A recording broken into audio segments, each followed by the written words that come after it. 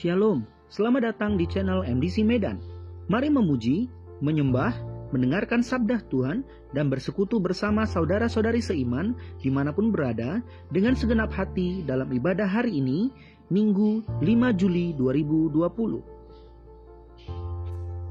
Mazmur 119 ayat 9. Dengan apakah seorang muda mempertahankan kelakuannya bersih?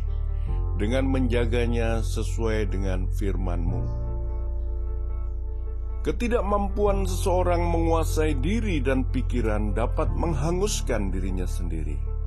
Bukan perkara mudah memang mengalahkan diri sendiri, tapi Dia, Gembala yang baik, mau mengurapi kepala kita dengan minyak yang memampukan kita menaklukkan pola pikir yang lama hingga damai sejahtera Allah yang melampaui segala akal, akan memelihara hati dan pikiran kita dalam Kristus Yesus. Kasih karunia dan damai sejahtera melimpahi kita oleh pengenalan akan Allah dan akan Yesus Kristus Tuhan kita. Dan pengenalan itu kita dapat dari firman Tuhan yang mempertahankan kelakuan kita tetap bersih. Mari kita berdoa. Tuhan, kami rindu hadirat-Mu memenuhi kami saat ini. Ya, sungguh kami merindukan lawatan-Mu. Di saat kami dilingkupi kabar yang menyesakkan hingga kekhawatiran menyandera pikiran kami, tidak sedikit dari umat-Mu ini bertanya-tanya, di mana kuasa-Mu dan kapan pemulihan akan terjadi. Sendengkanlah telinga-Mu terhadap doa kami, dan bersegeralah menolong umat-Mu. Jangan biarkan rupa-rupa cerita di sekeliling membuat banyak orang bersandar pada pemikirannya sendiri. Dalam ibadah ini, ya Tuhan kami, biarkanlah kami melihat dan mengalami Engkau ada di antara kami sebagai pahlawan yang memberi kemenangan, bergirang di atas pujian umat-Mu dan membaharui kami dalam kasih-Mu. Perdengarkanlah isi hati-Mu lewat hamba-Mu yang Kau urapi. Dalam nama Yesus kami berdoa. Haleluya. Amin.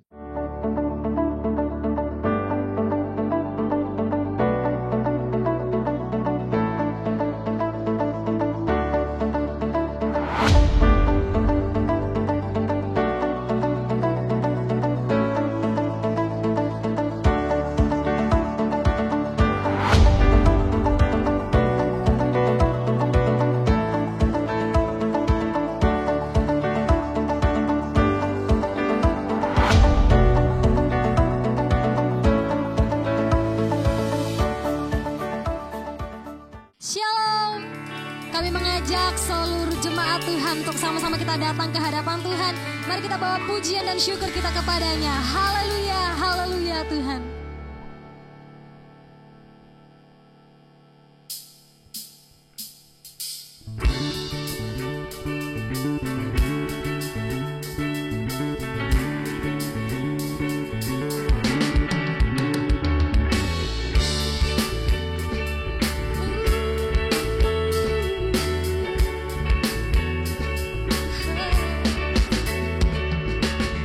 Ajarku berdiam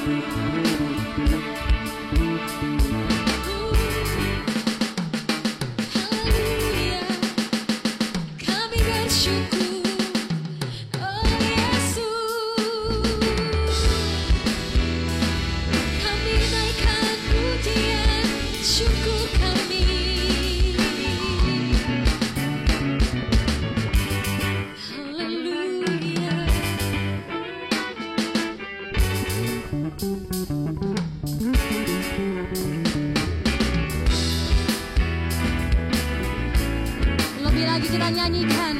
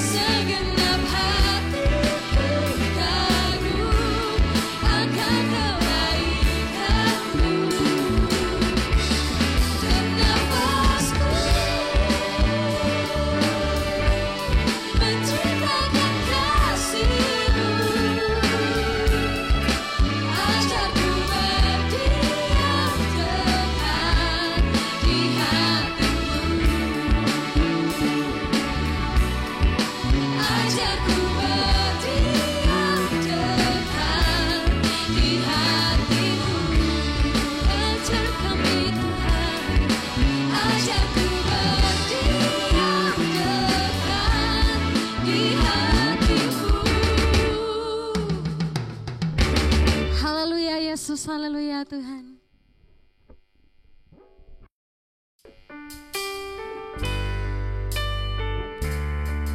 Kami datang ya Tuhan, membawa pujian kami, membawa syukur kami Tuhan, membawa penyembahan kami ke hadapan-Mu Tuhan.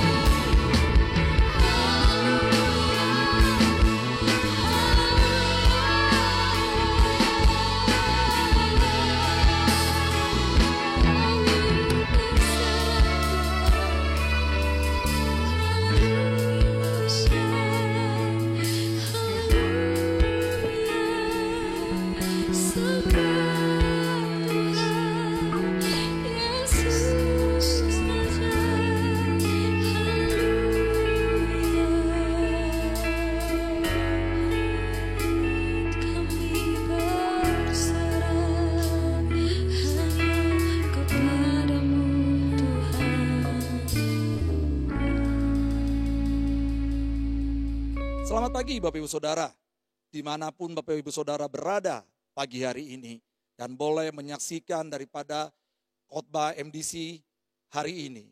Dan pagi ini kita akan melaksanakan perjamuan kudus, di mana hal ini untuk mengingat pengorbanan Tuhan Yesus di atas kayu salib. Saya persilakan Bapak Ibu Saudara dimanapun berada untuk mempersiapkan dan membagikan roti dan anggur perjamuan kepada anggota keluarga. Dan ketika roti dan perjamuan dibagikan, mari kita bersama-sama menyanyikan bersama dengan tim Praise and Worship, menyanyikan Tuhan Yesus Penebusku.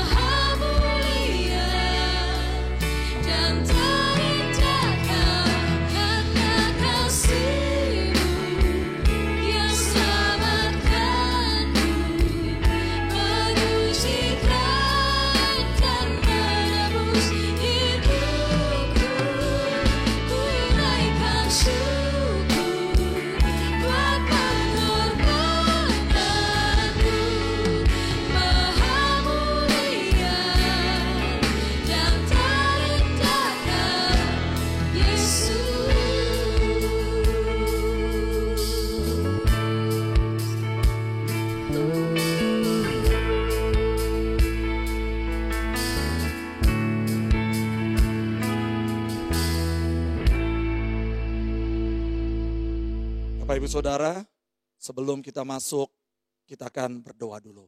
Mari kita berdoa. Bapak, kami bersyukur karena kami boleh masuk di dalam perjamuan kudus ini. Tuhan, kuduskan kami semua, layakkan kami semua, sehingga kami dilayakkan oleh darah-Mu yang kudus untuk masuk dalam perjamuan kudus ini. Terima kasih Bapak, di dalam satu nama Tuhan Allah Yesus Kristus, kami sudah berdoa dan mengucap syukur. Mari kita katakan amin. Bapak Ibu Saudara, mari kita angkat roti yang ada pada kita di atas kepala kita lebih tinggi. Dan saya akan membacakan kebenaran firman Tuhan. Dari 1 Korintus 11 ayat 23 sampai 25. Sebab apa yang telah kuteruskan kepadamu telah aku terima dari Tuhan. Yaitu bahwa Tuhan Yesus pada malam waktu ia diserahkan, mengambil roti, dan sesudah itu ia mengucap syukur atasnya, ia memecah-mecahkannya dan berkata, inilah tubuhku yang diserahkan bagi kamu, perbuatlah ini menjadi peringatan akan aku. Dengan iman kepada Tuhan Yesus, mari kita makan dalam nama Yesus.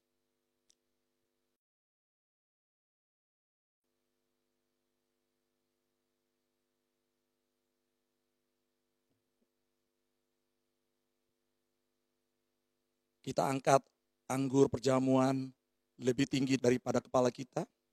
Dan saya akan bacakan kebenaran firman Tuhannya. Demikian juga ia mengambil cawan, sesudah makan lalu berkata, cawan ini adalah perjanjian baru yang dimateraikan oleh darahku. Perbuatlah ini setiap kali kamu meminumnya menjadi peringatan akan aku. Dengan iman kepada Tuhan Yesus, mari kita minum dalam nama Yesus. Mari kita mengucap syukur kepada Tuhan. Mengucap syukur untuk pengorbanannya. Terima kasih Bapa. Terima kasih Tuhan. Terpujilah namamu selama-lamanya. Di dalam satu nama, Tuhan Allah Yesus Kristus. Kami sudah berdoa dan mengucap syukur. Amin. Bapak Ibu Saudara, tanpa terasa kita sudah masuk di awal bulan Juli. Bulan demi bulan. Di tengah seluruh dunia ini mengalami kesulitan, permasalahan yang besar. Tapi kita merasakan pertolongan Tuhan yang luar biasa. Dan hari ini kita boleh sehat, hari ini kita boleh berdiri, hari ini kita boleh merasakan kasih Tuhan yang luar biasa. Dan pada bulan Juli atau selama bulan Juli ini, tema daripada gereja kita adalah self-control, penguasaan diri. Di mana ketika permasalahan datang, ketika banyaknya persoalan demi persoalan, kita perlu penguasaan diri. Dan minggu ini kita akan masuk dengan sebuah tema, control of your mind. Kuasai pikiranmu, karena pikiran adalah segala sesuatu di dalam kehidupanmu. Bapak Ibu Saudara, dalam diri manusia ada 3 aspek. Yang pertama tubuh. Tubuh atau daging, yaitu adalah unsur lahiria manusia. Unsur daging yang dapat dilihat, didengar, disentuh, dan sebagainya. Unsur yang kedua adalah jiwa, pikiran, kehendak, perasaan. Unsur batinia manusia yang tidak dapat dilihat. Unsur yang ketiga dalam diri manusia adalah roh. Nafas yang dihembuskan oleh Allah ke dalam manusia dan kembali kepada Allah. Roh adalah sifat alami manusia yang memungkinkan manusia berkomunikasi dengan Allah yang juga adalah roh. Bapak Ibu Saudara, kita akan fokus kepada pikiran karena hari-hari ini banyak orang yang terganggu pikirannya. Banyak orang yang susah tidur. Nah, dampak dari pikiran yang tidak dikuasai. Karena kalau kita tidak menguasai pikiran kita, saya mencatat ada 8 dampak. 8 hal yang bisa terjadi atas pikiran yang tidak dikuasai. Yang pertama adalah delusi. Yaitu meyakini sesuatu yang tidak nyata atau tidak sesuai dengan fakta yang sebenarnya. Yang kedua, halusinasi. Yaitu sensasi ketika seorang melihat, mendengar, atau merasakan sesuatu yang sebenarnya tidak nyata. Yang ketiga, perasaan sedih yang berlangsung hingga berminggu-minggu, bahkan berbulan-bulan, tanpa suatu alasan. Yang keempat, perasaan cemas. Ini banyak hari-hari ini. Dan takut yang berlebihan. Dan terus menerus sampai mengganggu aktivitas sehari-hari. Yang kelima, perubahan pada pola tidur. Hari-hari ini banyak orang di sekitar kita yang mengalami perubahan pada pola tidur. Sulit tidur serta gangguan pernapasan. Dan ini banyak terjadi hari-hari ini di seluruh dunia. Yang ketujuh adalah marah yang berlebihan. Sampai mengamuk dan melakukan tindak kekerasan. Yang kedelapan adalah perilaku yang tidak wajar, seperti teriak-teriak, berbicara dan tertawa sendiri, serta keluar rumah dalam kondisi telanjang. Gangguan fisik yang bisa diakibatkan oleh dampak dari pikiran, biasanya sakit kepala, sakit punggung, dan juga sakit mah. Inilah dampak yang bisa dihasilkan Bapak Ibu Saudara, sehingga kita perlu menguasai pikiran kita. Karena kalau kita tidak menguasai pikiran kita hari-hari ini, banyak di sekitar kita yang mengalami hal seperti itu. Nah, mengapa kita harus menguasai pikiran kita? Ada penyebabnya, ada alasannya. Yang pertama adalah pikiran kita menguasai hidup kita. Yang kedua, pikiran kita adalah medan pertempuran dosa. Yang ketiga adalah pikiran kita kunci kedamaian dan kebahagiaan hidup. Mari kita akan mengulasnya satu persatu. Pikiran kita menguasai hidup kita. Amsal 4 ayat 23, demikian firman Tuhan. Jagalah hatimu dengan segala kewaspadaan, karena dari situlah terpancar kehidupan. Bapak, Ibu, Saudara, kalau kita tidak menguasai pikiran kita, kita bisa lihat di sebelumnya ada hal yang mengganggu daripada sistem tubuh kita. Jadi setiap aksi kita dimulai dari pikiran. Jika kita tidak memikirkannya, kita tidak melakukannya. Jika kita tidak memikirkan yang baik, kita melakukan yang baik. Jika kita memikirkan yang jahat, kita melakukan yang jahat. Hati-hati Bapak Ibu Saudara. Pikiran ini banyak mengakibatkan orang tanpa sadar melakukan hal-hal yang tidak baik. Jadi mari kita belajar untuk menguasai pikiran kita. Yang kedua, pikiran kita adalah medan pertempuran dosa. Bapak Ibu Saudara, di pikiran inilah yang tidak kelihatan banyak orang jatuh ke dalam dosa. Tanpa dia sadari, tanpa dia mungkin dia tidak pernah menyangka hal itu akan terjadi. Disinilah saya menang atau kalah. Jadi artinya kalau kita bisa menguasai pikiran kita, kita bisa menang. Tapi kalau kita tidak, maka kita akan kalah. Semua pencobaan dimulai dari pikiran kita, bukan dari luar. Dan pencobaan itu seringkali berujung pada dosa. Jadi semua dosa dimulai dari pikiran kita, iri hati, hawa nafsu, dan kedagingan yang lain. Sebab secara batinnya manusia, aku suka pada hukum Allah. Tapi aku melihat hukum yang lain dalam anggota tubuhku yang berperang melakukan hukum akal budiku dan yang menjadikan aku tawanan dalam hukum dosa yang ada dalam anggota tubuhku. Roma 7 ayat 22 sampai 23. Bapak Ibu Saudara, bahwa hati-hati. Banyak orang kalah di dalam pikiran dan akhirnya mereka masuk dalam berbagai-bagai dosa. Kemudian yang ketiga, pikiran kita adalah kunci kedamaian dan kebahagiaan hidup. Mari kita lihat semuanya terserah Bapak Ibu Saudara. Tuhan memberikan pilihan. Engkau mau hidup dalam kedamaian, engkau mau hidup dalam kebahagiaan, kuasai pikiranmu. Pikiran tidak dikuasai dan diatur menuntun pada stres. Jadi kalau pikiran yang tidak dikuasai dan diatur itu akan menuntun pada stres, konflik, tekanan, dan kehancuran. Banyak orang berpikir bahwa mereka tidak bisa menguasai dan mengatur. Disinilah akan timbul stres, disinilah akan timbul banyak permasalahan. Tetapi sebenarnya kita bisa menguasai dan akibatnya kita bisa hidup damai dan bahagia. Pilihan ada dalam Bapak Ibu. Roma 8:6, demikian firman Tuhan. Karena keinginan daging adalah maut, tapi keinginan roh adalah hidup dan damai sejahtera. Tuhan menyiapkan kedamaian, menyiapkan damai sejahtera. Pilihan ada pada kita. Itulah kenapa kita harus menguasai pikiran kita. Bagaimana menguasainya?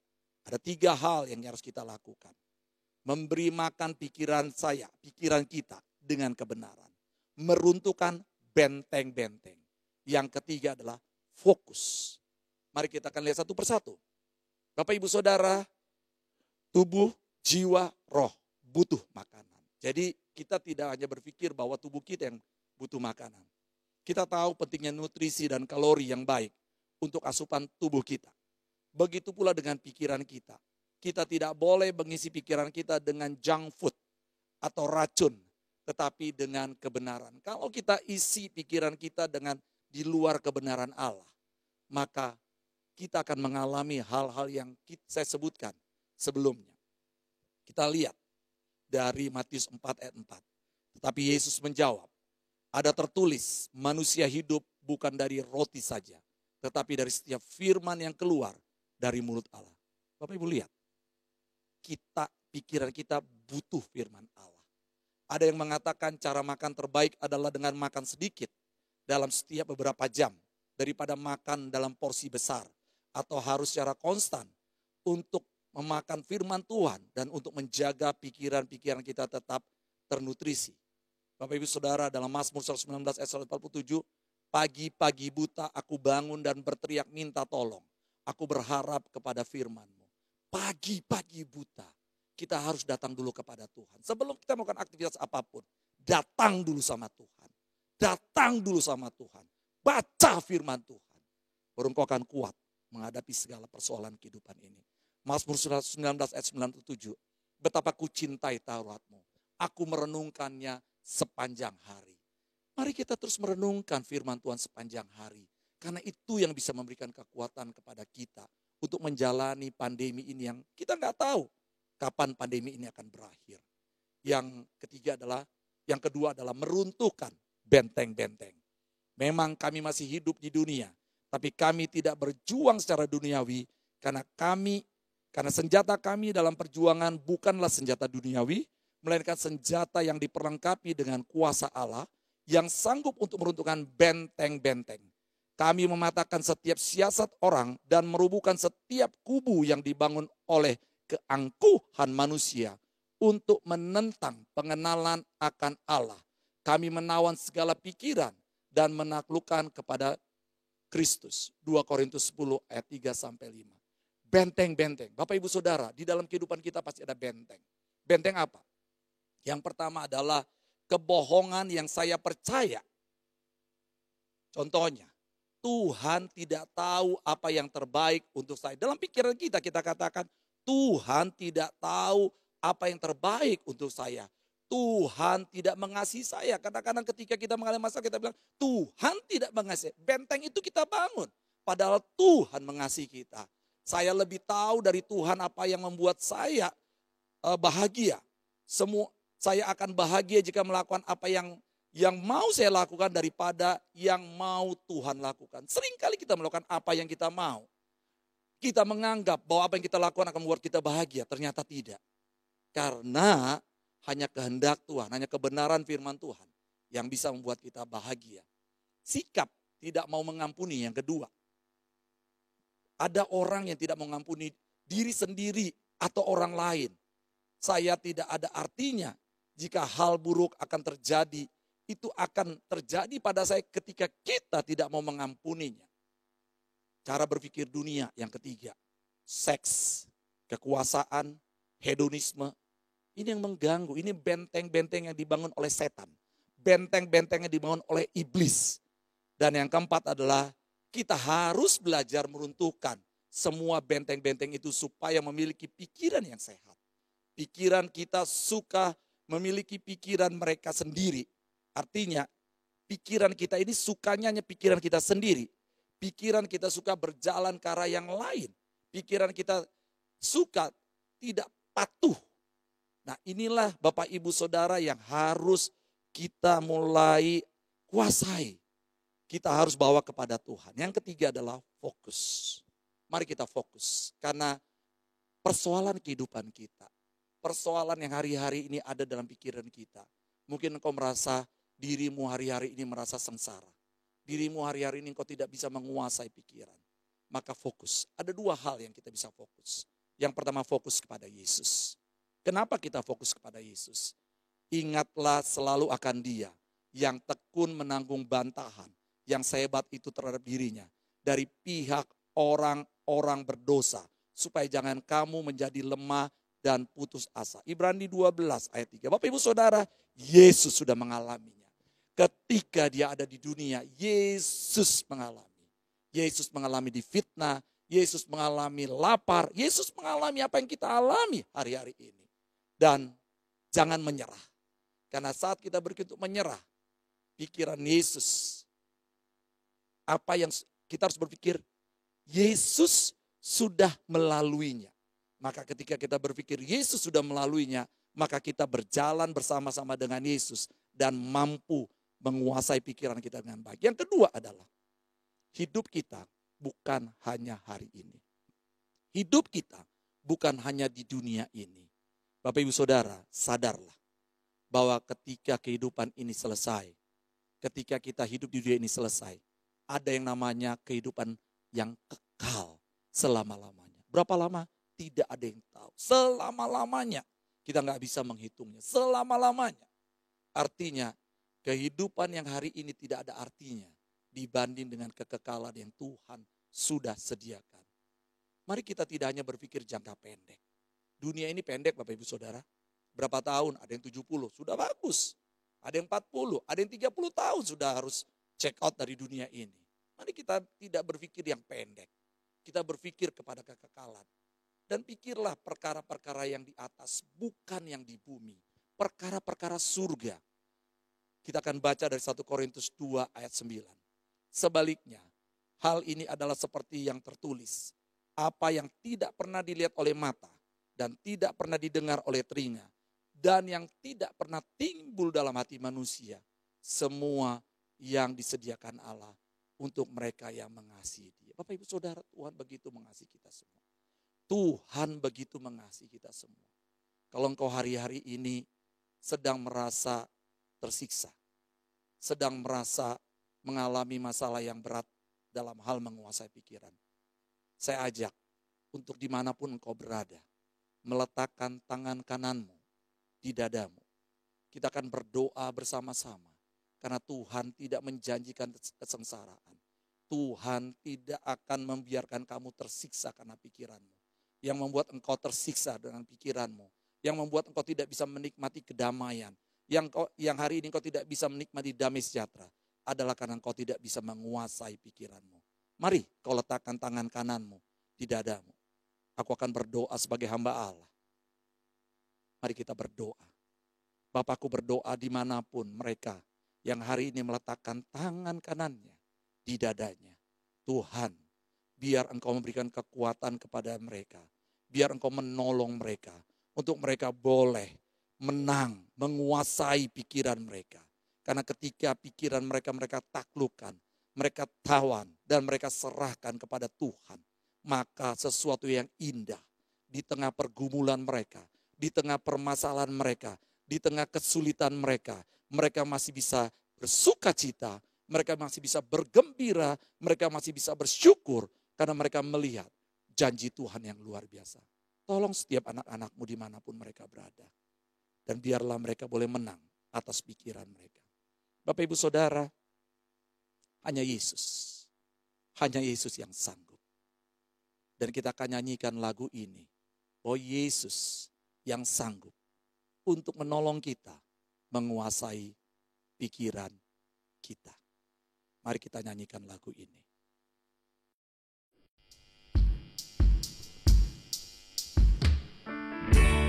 Kuatkanlah hatimu lewati setiap persoalan. Tuhan Yesus selalu menopangmu. Jangan berhenti harap padanya.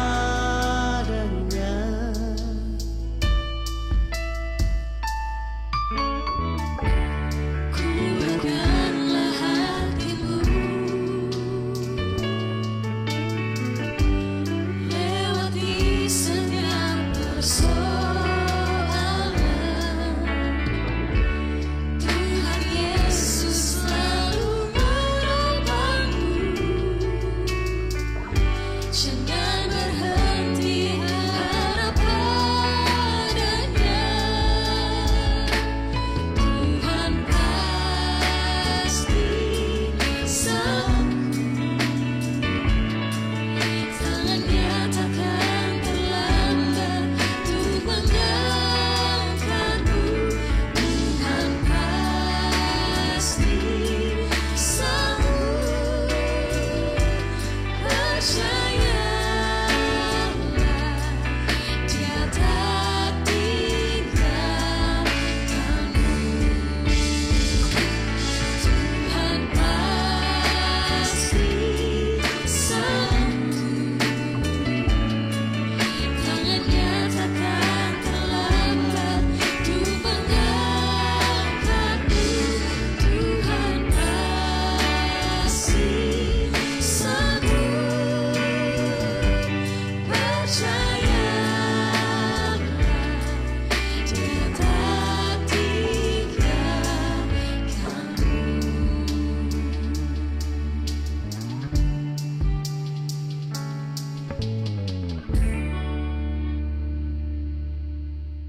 Bapak Ibu Saudara, kita sudah sampai di akhir ibadah kita.